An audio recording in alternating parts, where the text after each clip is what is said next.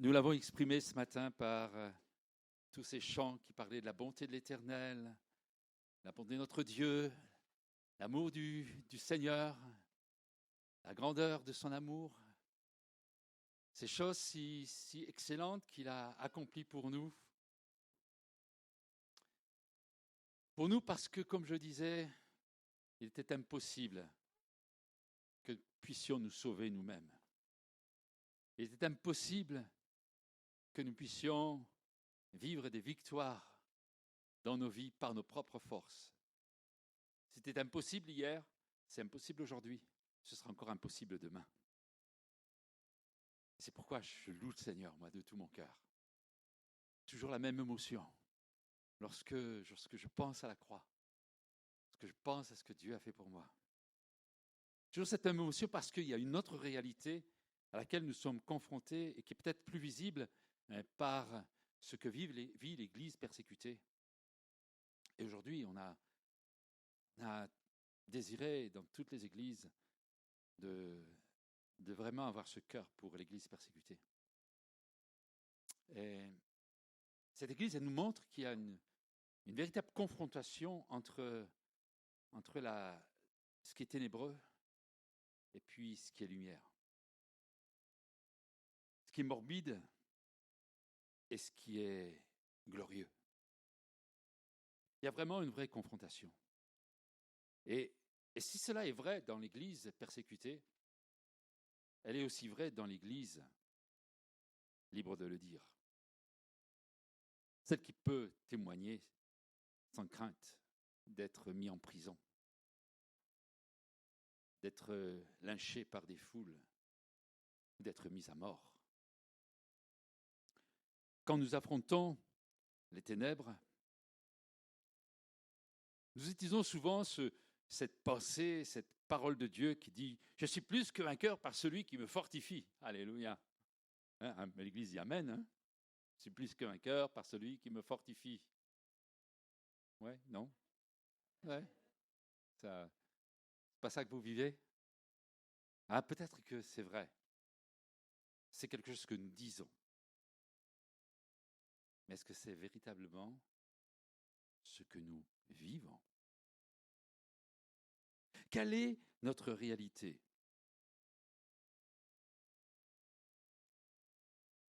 Je n'ai pas pris comme exemple, les autres, j'ai pris comme exemple ma personne.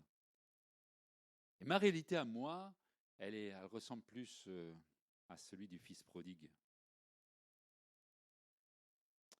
J'ai besoin de me retrouver dans la porcherie, à manger la nourriture des cochons, pour prendre conscience qu'il y a quelque chose de merveilleux dans la maison de mon père. Ça, c'était ma réalité. Et je pense que c'est la réalité de beaucoup. Il y a pourtant une tellement grande différence entre la porcherie et la maison du Père.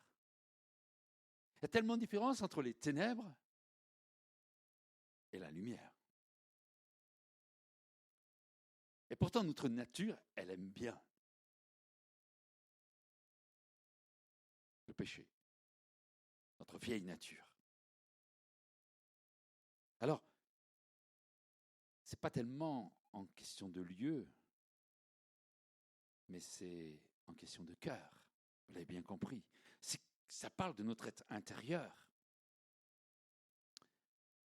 Et notre être intérieur est bien rangé et bien nettoyé parce que nous sommes une habitation de Dieu en esprit et en vérité. Parce que nous sommes le temple de Dieu. Et dans ce cas-là, le propriétaire de notre être intérieur, il se charge de tout ranger. Alléluia. Je ne sais pas comment c'est dans votre cœur, dans votre vie, mais si le Seigneur est votre Seigneur, si Jésus est votre Seigneur, alors votre maison est bien rangée. Je parle de la maison intérieure. Et c'est pour ça qu'on est reconnaissant à ce nouveau propriétaire. Parce que lui, il sait comment il faut faire. Nous, on a pu faire des exercices, on a pu faire des tests, on a pu faire des efforts. On a toujours beaucoup de mal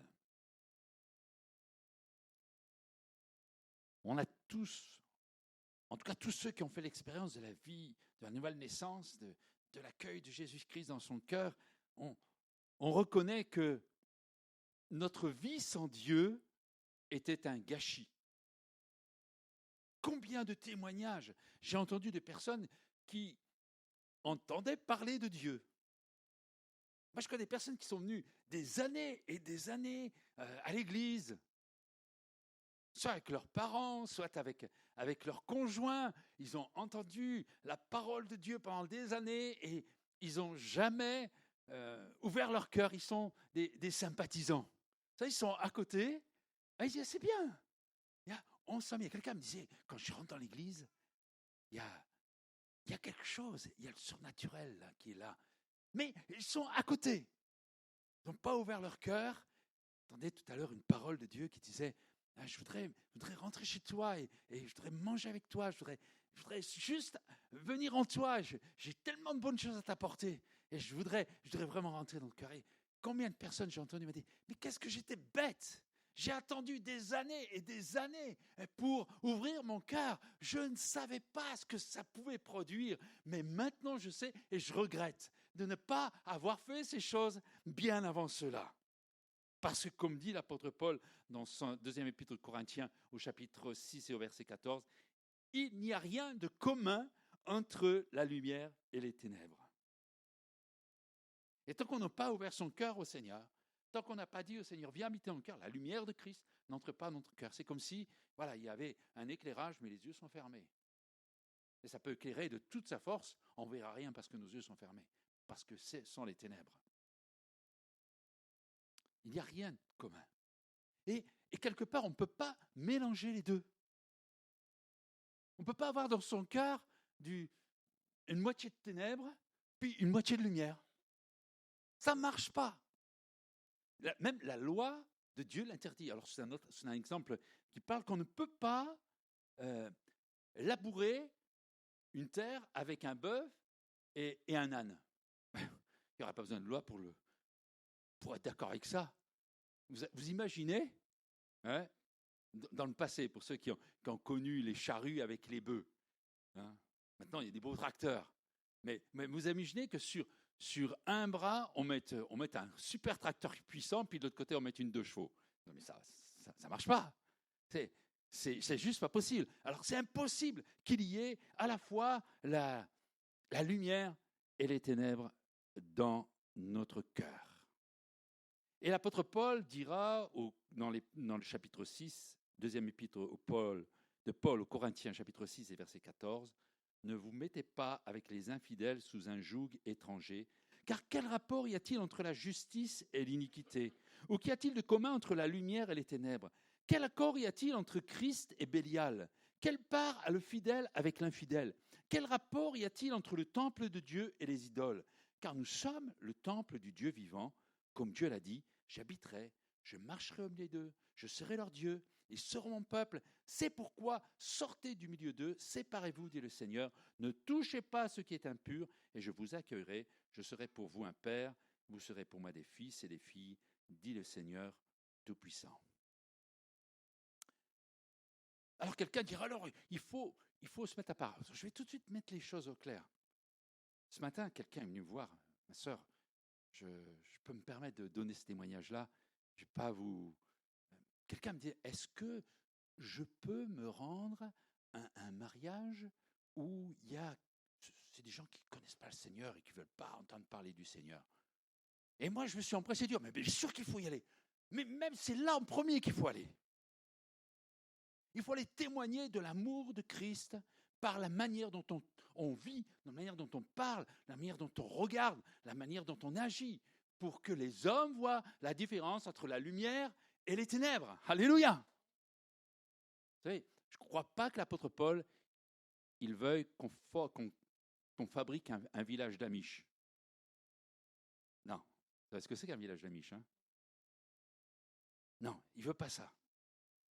J'ai dit, moi je m'en vais, mais vous resterez au milieu du monde, au milieu de ceux qui croient et de ceux qui ne croient pas. Au milieu de ceux qui sont des gens honnêtes et des gens malhonnêtes. Au milieu des méchants comme des bons. Non, notre Seigneur, il nous dit, voilà, de ne pas mélanger notre vie, notre esprit, notre âme, notre corps avec les ténèbres.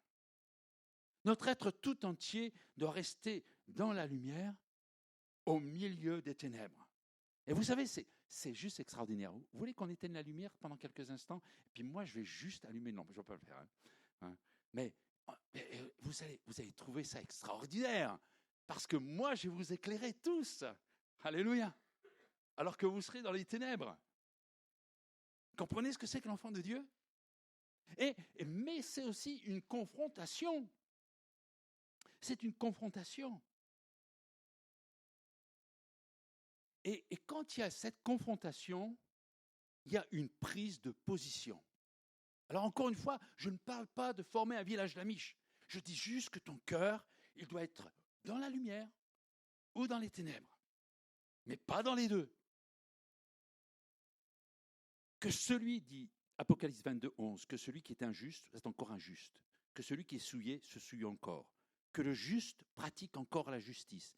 Que celui qui est saint se sanctifie encore. Vous avez choisi votre camp? Moi, je l'ai choisi. Moi, je prends la dernière option. Celui qui est saint se sanctifie encore. Vous voulez venir avec moi? Oh. Vous voulez venir avec moi? Ah, bon, j'ai peur, j'y vais me retrouver tout seul. Mais même si je devais y aller tout seul, j'irai tout seul. Mais je sais que je n'y serai pas tout seul. Alléluia. Je le répète, Paul ne demande pas de rompre nos relations avec ceux qui sont perdus. Il dit simplement, ne faites pas comme eux. Ne vivez pas comme eux. Manifestez au milieu de ce monde la lumière et le sel que vous êtes. Vous connaissez cette parole? Nous sommes sel et lumière. Et le sel, il a de la saveur. Ne soyez pas troublés par cette confrontation. Les ténèbres n'ont pas de saveur. L'enfant de Dieu, qui a la lumière, il a de la saveur. Et obligatoirement, il fait la différence. Il bouscule. Alléluia. La confrontation entre la lumière et les ténèbres est obligatoirement un conflit. Il n'y a rien qui puisse permettre une association entre la justice et l'injustice. Il n'y a rien qui puisse permettre une association entre la volonté de Dieu et la volonté de la chair. Ou on marche selon l'esprit, ou on marche selon la chair. Mais on ne peut pas être sur les deux tableaux.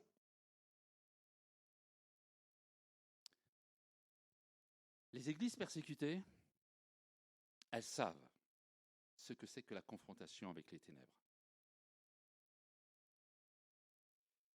En Afrique, nos frères et sœurs pourraient nous apporter des témoignages extraordinaires. Je me souviens de ce témoignage d'un missionnaire américain, dont le nom m'échappe, qui avait désiré aller évangéliser l'Afrique. Et lui, il ne croyait pas que dans ce pays, il y avait des manifestations diaboliques.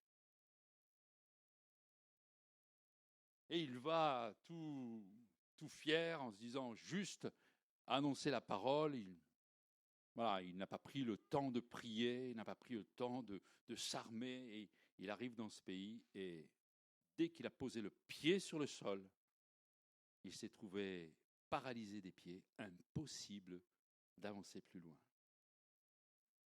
Il est remonté dans l'avion suivant pour retourner chez lui. Il est rentré chez lui, il a retrouvé sa faculté de marcher. Ce jour-là, il a compris qu'il y avait quelque chose de bizarre. Il a compris qu'il y avait des puissances des ténèbres.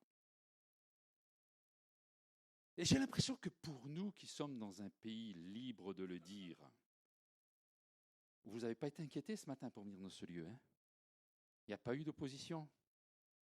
Il n'y a pas eu les milices qui sont venues à la porte et dire on n'entrez pas, on met les scellés. Non.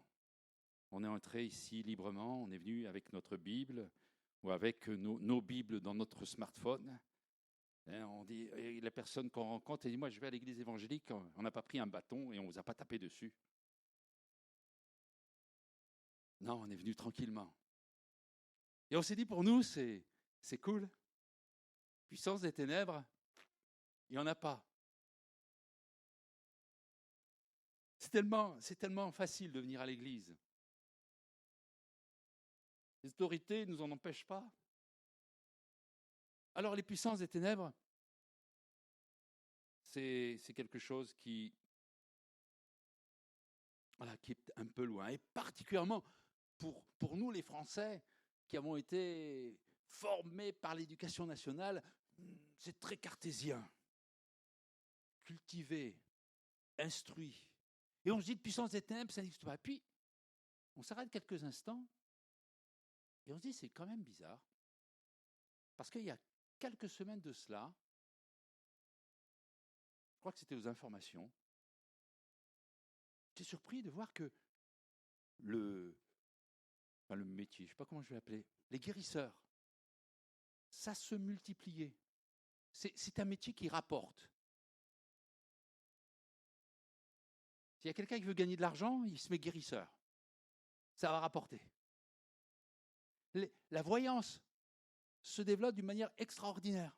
Dans notre pays de France, un pays très cartésien, un pays qui dit, voilà, nous, Dieu, tout ça, non, nous sommes des athées. Et pourtant, dans ce pays de France qui se dit cartésien, qui se dit ne pas croire en Dieu, il y a un faux Dieu qui se déguise et qui œuvre.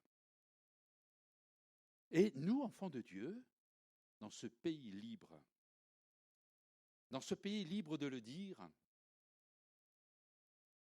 nous sommes entourés comme nos frères et sœurs dans le pays persécuté par les mêmes puissances, par les mêmes oppositions, sauf que cette fois-ci, elles cherchent juste à nous endormir. Vous savez, quand on ne sait plus réagir, quand on ne sait plus se battre, à ce moment-là, voilà, on n'a plus la capacité de faire ces choses et on s'endort.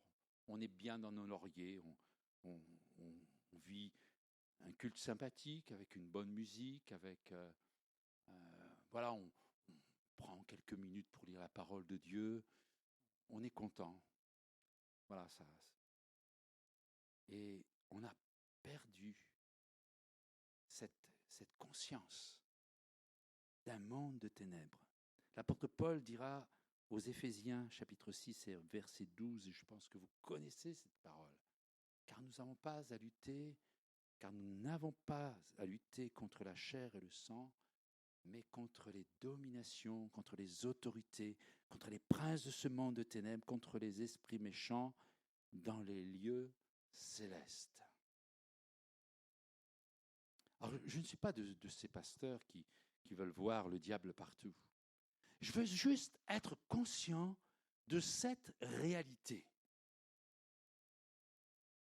Et d'inviter, et de nous inviter ensemble à réfléchir sur comment lutter, puisque l'apôtre Paul dit, nous n'avons pas à lutter contre la chair et le sang, mais nous avons à lutter contre les dominations, les autorités, les princes de ce monde de ténèbres, contre les esprits méchants dans les lieux célestes.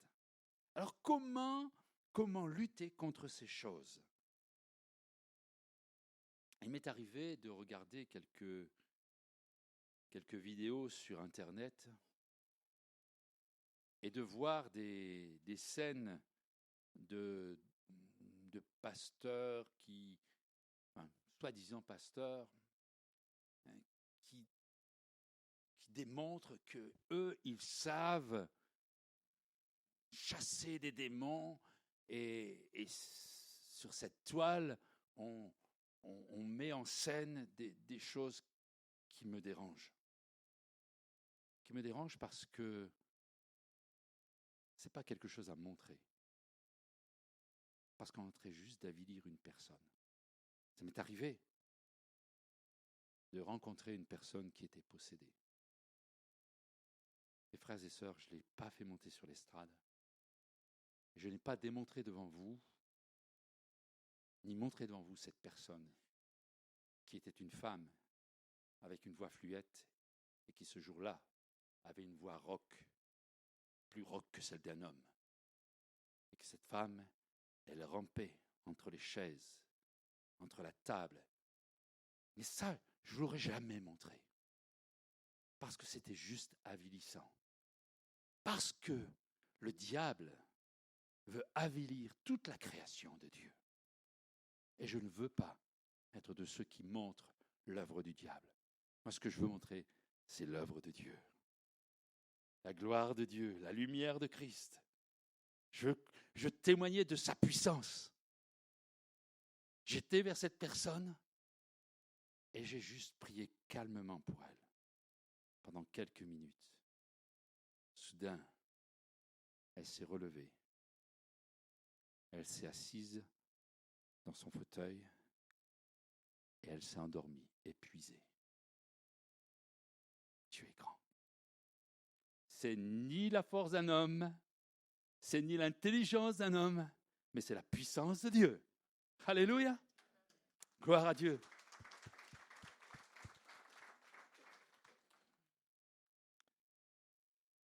Il y a 3 erreurs à ne pas commettre.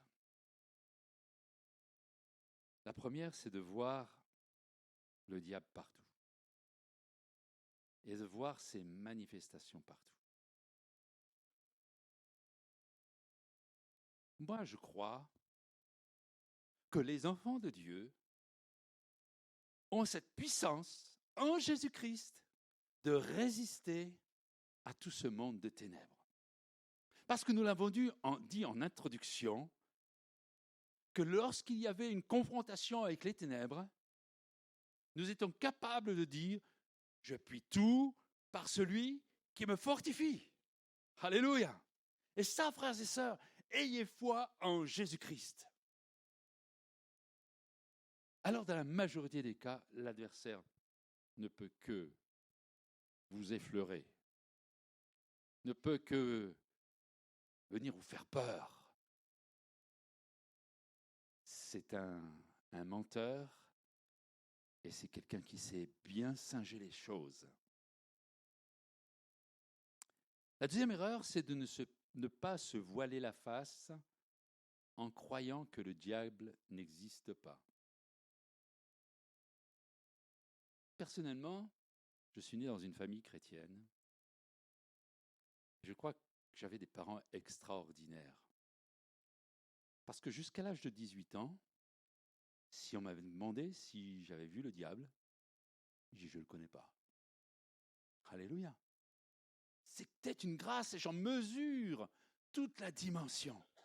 Il était certes autour de la maison, il était certes en train de travailler sur mes parents, mais j'étais sous la protection de mes parents qui priaient pour nous et qui nous couvraient par le sang de Jésus, parce qu'ils croyaient dans l'efficacité du sang de Jésus. Mes frères et sœurs qui avaient des enfants, ne craignez pas pour vos enfants. Il suffit simplement que vous voyez les choses et que vous priez pour eux. Et il y aura une protection sur eux, même s'ils font des bêtises. Votre Dieu est un grand Dieu. Notre Dieu est un grand Dieu. Mon Dieu est un grand Dieu. Alléluia. Et lorsque je crie à lui, il est un Dieu qui agit, qui me dévoile les choses. La troisième erreur, ce serait de se voiler la face en croyant qu'il ne viendra jamais nous chatouiller parce que nous sommes toujours connectés avec Jésus-Christ.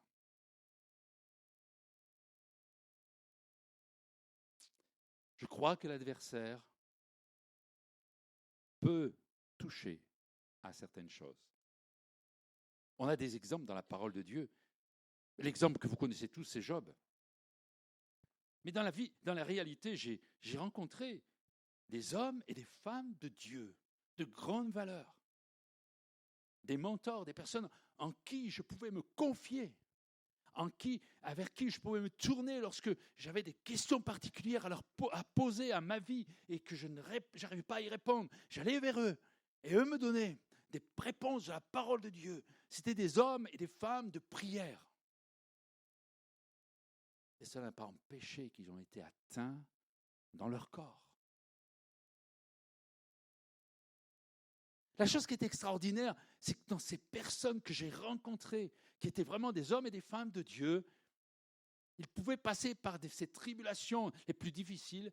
Il y avait quelque chose d'extraordinaire, c'était la paix de Dieu, qui surpasse toute intelligence et qui garde les cœurs et les pensées en Jésus-Christ. Alléluia. J'ai vu ces personnes, elles n'ont pas été guéries.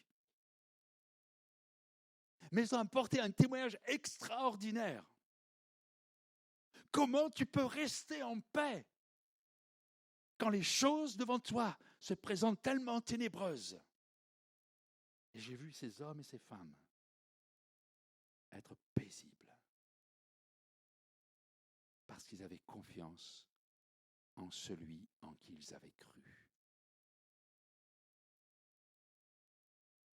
Vous savez, le diable a osé s'attaquer à Jésus-Christ. Vous pensez qu'il n'osera pas venir vers vous pour vous faire quelques misères? Mais il est venu chez moi et il nous a causé quelques misères. Mais la paix de Dieu, qui surpasse toute intelligence, a gardé nos cœurs et nos pensées en Jésus-Christ. Alléluia. C'est ça qui fait la différence. La confrontation avec les ténèbres, elle est quasi obligatoire sur cette terre. Si vous croyez que sur cette terre, vous allez mener une vie heureuse, frères et sœurs, chers amis, je me rappelle quelques paroles d'évangélistes qui ont dit des choses qui ne sont pas tout à fait justes. Donnez votre cœur à Jésus et vous vivrez une vie de bonheur. Alors, après, il faut définir ce que c'est que la vie de bonheur. En tout cas, cette vie de bonheur, ça ne veut pas dire que vous serez plus malade, que vous n'aurez plus des galères, que tout ça, ça va être... Non, ça veut simplement dire que face à ces galères, vous avez mis votre confiance en Dieu et qu'il y a quelque chose de surnaturel qui vient sur votre cœur et qui parle de la paix de Dieu. Vous savez qu'on prie beaucoup pour un pasteur qui était pasteur ici à Vernon dans les années 70. Et son épouse a un cancer très avancé. C'est le pasteur Marc-Philippe et son épouse. Et il y a quelques mois de cela, il témoignait en disant « Oui, c'est dur, mais il y a une chose qui est dingue, il dit. » C'est lui qui emploie ce mot. C'est dingue. C'est qu'on a une paix. Et je ne vous dis pas ça pour vous faire plaisir ou pour donner une façade. Je peux vous assurer qu'il y a une paix dans notre cœur. Ça, c'est la puissance de Dieu, frères et sœurs. Alors, on prie pour la guérison. On se réjouira quand il y a une victoire qui sera remportée sur la maladie, sur la difficulté. Mais la chose la plus extraordinaire que je peux vivre, c'est de voir quelqu'un qui est au milieu d'une tempête dans sa vie et qui, lui, marche sur les eaux. Tranquille. Alors, ce matin, je ne veux pas vous faire d'illusions. Satan veut détruire la création de Dieu. Et ça se voit bien dans l'Église persécutée. On va juste passer une petite vidéo, si on peut éteindre la lumière, maintenant, sur des réalités. Cette petite vidéo, elle date des années 2017. Alors, dites-vous que les chiffres qui vont apparaître là sont plus importants aujourd'hui qu'hier. En 2016, un chrétien est mort pour sa foi toutes les 6 minutes. Vous imaginez combien de chrétiens sont morts durant ce culte. 26 millions de chrétiens auront été persécutés au XXe siècle. 26 millions de chrétiens. Les chrétiens sont persécutés par le gouvernement, par un groupe religieux dans plus de 60 pays. Un chrétien sur 12 est persécuté dans le monde. 90 000 chrétiens ont été tués pour leur foi. Les islamistes extrémistes sont la principale cause de persécution des chrétiens dans le monde. Merci. Juste ces quelques chiffres pour vous dire que, ici, dans cette salle, avec les ados, il y avait environ 120 personnes, parce qu'il y a 130 chaises. On va dire, allez, pour minimiser, on va dire 120, comme ça c'est plus facile. C'est-à-dire qu'au milieu de nous, il y en a 10 qui sont persécutés pour leur foi. C'est juste énorme. C'est juste énorme. Et pourtant, l'Église persécutée, elle traverse les siècles. Il y a toujours eu, depuis Jésus-Christ, depuis que Jésus bâtit l'Église, il y a toujours eu une opposition contre la foi en Jésus-Christ. Il y a toujours eu des hommes et des femmes qui sont morts à cause de leur foi. Et chose extraordinaire, c'est que l'Église persécutée se développe. Et même plus que dans les pays où on est libre de le dire. L'Église persécutée se développe. Quand vous regardez ce qui se passe en Chine, on est juste impressionné. Dans ce pays où ouvrir une église, c'est quasiment impossible, l'église grandit. Alors, quelle est la clé? Alors, d'une manière très, très enfantine, je dirais, ben, il suffit simplement que nous soyons persécutés pour que l'église grandisse. L'église persécutée, je crois qu'elle a vraiment conscience de ce monde des ténèbres, au jour le jour. Sans même mettre le pied dans la rue, dans leur maison. Tout indique qu'il y a des puissances des ténèbres qui sont là, manifestées par de la haine, manifestées par des oppositions, manifestées par des interventions soudaines, par des maisons brûlées, par des églises détruites, par des lynchages. C'est une évidence pour eux. Et moi, il m'arrive d'oublier qu'il y a un monde de ténèbres. Parce que nous avons cette liberté qui est un vrai somnifère. Mes frères et sœurs africains, j'aime bien prendre cet exemple-là parce que c'est tellement, tellement fort. Mais combien j'ai vu de mes frères et sœurs africains être bouillants pour le Seigneur quand ils sont dans leur pays. Et arriver en France, devant la facilité, devant l'acquisition des biens, ils ont perdu le chemin de la prière.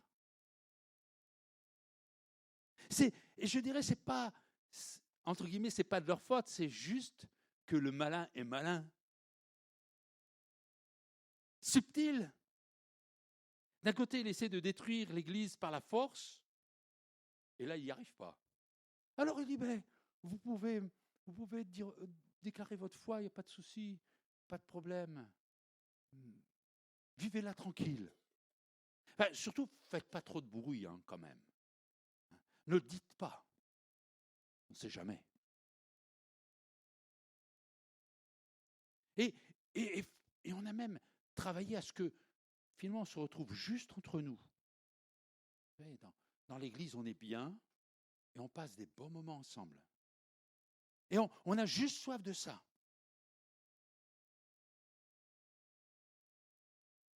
Et l'église s'endort. Alléluia. L'église de Vernon ne s'endort pas. Amen. Hein? On veut marcher de l'avant. on veut sortir, on veut aller vers le monde, on veut témoigner notre foi, on veut leur dire que Jésus-Christ est le Seigneur du monde. Alléluia, le Sauveur du monde.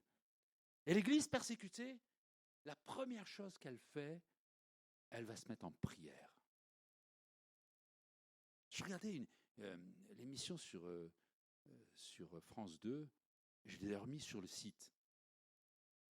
Mais on leur a fermé leurs églises, vous savez ce qu'ils ont fait? Ils ont mis une grande tente juste à côté de l'église, et puis ils se réunissent là pour prier. Waouh! Pourtant, ils ont leur travail, ils ont les distances pour aller travailler, mais ils sont là pour prier parce qu'il y a une opposition. Et ils en sont bien conscients. Et ce matin, j'aimerais qu'on puisse tous ensemble bien prendre conscience qu'il y a des oppositions. Elles se traduisent autrement. On ne va pas être roué de coups. Mais quand on va parler de Jésus-Christ, combien on dit « Oh, c'est dur !» Eh bien, si c'est dur, mon frère, ma sœur, il faut se mettre à genoux, se mettre à prier. Il faut crier vers Dieu, il faut qu'on s'unisse, on se donne la main et qu'on dise « Seigneur, répands ta puissance sur notre pays de France où on est libre de le dire. » Alléluia. Et la première chose, frères et sœurs, c'est que l'Église prie. Prie pour rester fidèle, prie pour rester vivante, prie pour rester fidèle au cœur de la persécution. Au cœur de l'opposition. L'Église persécutée, elle prie pour ses autorités. Vous savez, ces mêmes personnes qui viennent détruire, fermer, tuer, l'Église prie pour ces personnes-là afin que leur cœur change. Il n'y a pas de haine. Il n'y a pas d'envie de vengeance. Il y a un cœur pour ces personnes, pour les amener à Jésus-Christ. Et puis le troisième point, l'Église, elle développe vraiment, dans ces moments, un esprit communautaire. Main dans la main. Tous ensemble. Parce que dans la crise, dans la difficulté, dans le combat, alors on est main dans la main. Et moi, je bénis Dieu pour quelque chose qu'on a mis en place il n'y a pas très très longtemps, c'est le WhatsApp Église. Et ça, j'en parlais encore hier, je trouve que c'est quelque chose d'extraordinaire parce que ça participe à ce que l'Église soit unie. Et si vous n'êtes pas inscrit sur le WhatsApp de l'Église et que vous voulez vivre cette communion fraternelle, sur cette file, je ne sais pas comment on appelle ça, une file on va dire, eh bien, tout le monde peut y mettre son sujet de prière, son sujet d'encouragement, ses craintes, ses peurs. Et les frères et sœurs, ils réagissent, ils disent, on va prier pour toi. Et puis le pasteur réagit et dit, ouais, on va prier pour toi aussi. Et c'est une réalité. On est main dans la main pour porter ces sujets, ces combats, ces confrontations.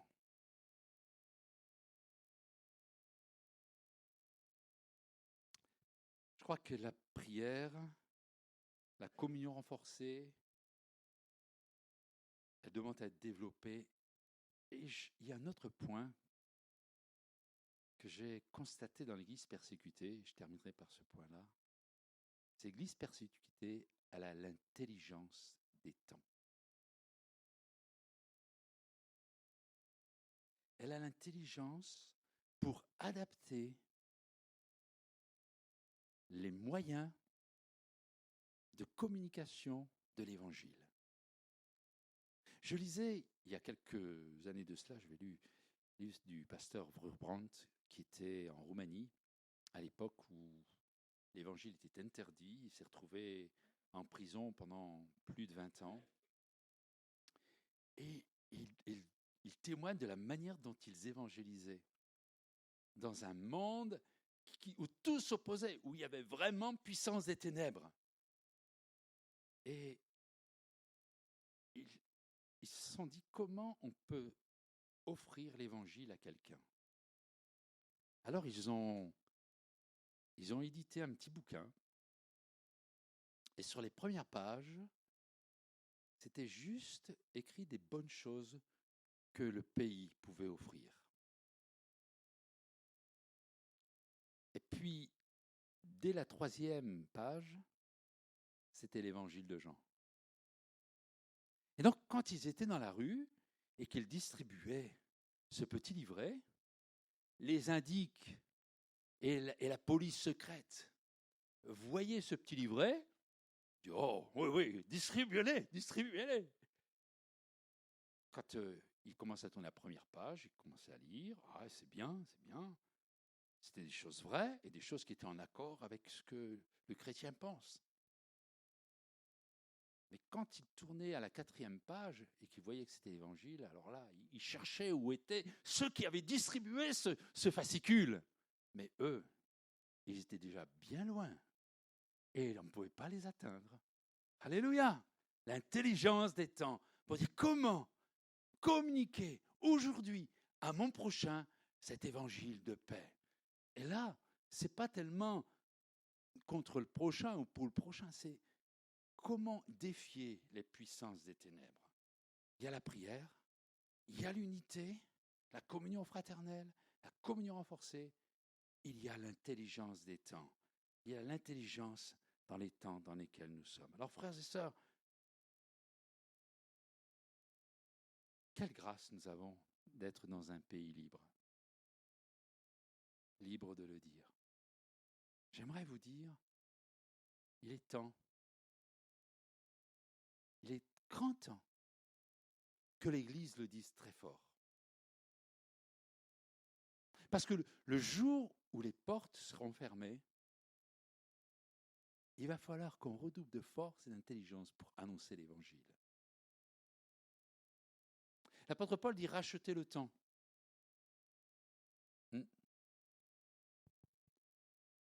Alors je sais que c'est quelque chose de difficile. Vous savez, on est conscient, j'espère que pour ceux qui peut-être n'avaient pas conscience de cela, que nous sommes confrontés aux puissances des ténèbres, il y a un endroit où il y a eu vraiment cette confrontation la plus forte, c'était dans le jardin de Gethsémani. Et dans le jardin de Gethsémani, vous voyez les disciples qui vont s'endormir. Et quand il y a les manifestations de puissance, la chose la plus simple, c'est de s'endormir. C'est tellement fatigant. Et les disciples, ils se sont endormis et Jésus va leur dire, vous n'avez pas su veiller 15 jours, non. 1 heure. Et je peux dire, et vous êtes d'accord avec moi, les disciples, c'était quand même pas n'importe quoi, hein. C'était des hommes de Dieu. Mais vous n'avez pas su veiller 1 heure. Tellement le combat spirituel était intense. Peut-être que pour nous, au-delà de ce que nous pouvons voir, le combat spirituel est intense. Et peut-être que pour nous, la chose la plus facile, c'est de nous endormir sur nos lauriers. Peut-être même de dire, ah ben si, c'est normal que je m'endors. Enfin, Jésus, tu n'as pas vu à quelle heure tu nous as fait aller dans le jardin de Gethsémani? Tu n'aurais pas pu nous dire un peu plus tôt, parce que nous, on est plutôt du matin. Tu vois? Non, ce n'était pas ça. C'était une histoire de combat spirituel. Et c'est pour ça qu'à plusieurs reprises, on voit des passages qui disent « Réveillez-vous ». Parce que le combat spirituel, il est là. Alors veillons, prions, soyons conscients que des pièges nous sont tendus, sans pour autant être omnubilés par ça. Parce que oui, je le crois, comme nous l'avons dit au départ, je puis tout par celui qui me fortifie. Quelqu'un priait ce matin, c'est le frère Jean qui disait ça, cette percée du psaume, je crois que c'est le psaume 18, qui dit « Je m'écris, loué soit l'Éternel, et je suis délivré de mes ennemis. Ah, mais encore faut-il crier, hein, frères et sœurs.